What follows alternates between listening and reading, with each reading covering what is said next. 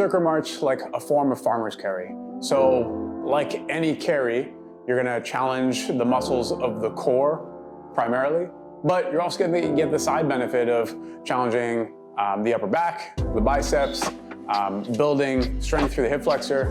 So it really does hit a lot of real estate for a pretty simple movement.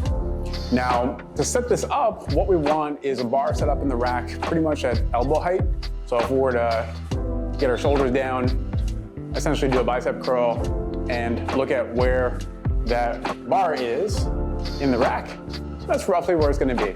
You might find it a little bit easier or harder to unrack depending on how high it is, so you can kind of choose your adventure in that range of where you want to set it. But you want to be able to stand out of the rack and out of the pins.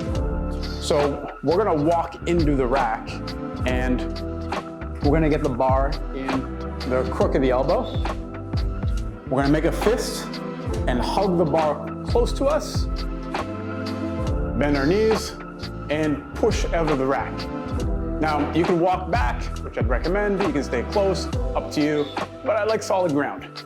So from there, everything tries to stay as stable as possible, and we're gonna drive each knee alternating up towards the ceiling. Thinking about it as picking up the big toe.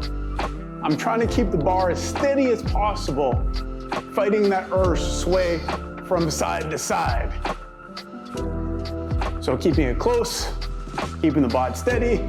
It's not gonna be perfect, but you're doing the best you can. And what you're gonna notice is some significant work through the core if it's loaded heavy enough. You're also gonna feel your biceps.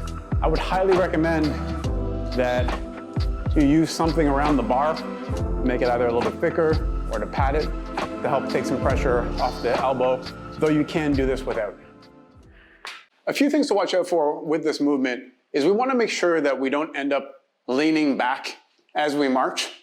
We do want to stay tall, so as upright as possible, and keep our hips underneath us when we drive those knees. We also want to make sure that we're always keeping the bar close to us, trying to squeeze the fist and close the elbow joint. If not, the bar starts to rest in this open arm, and it can be really hard on the elbow and also possibly on the front of the shoulder. So it's really important that we're always squeezing the fist, bringing the bar in close to us, and keeping that tension.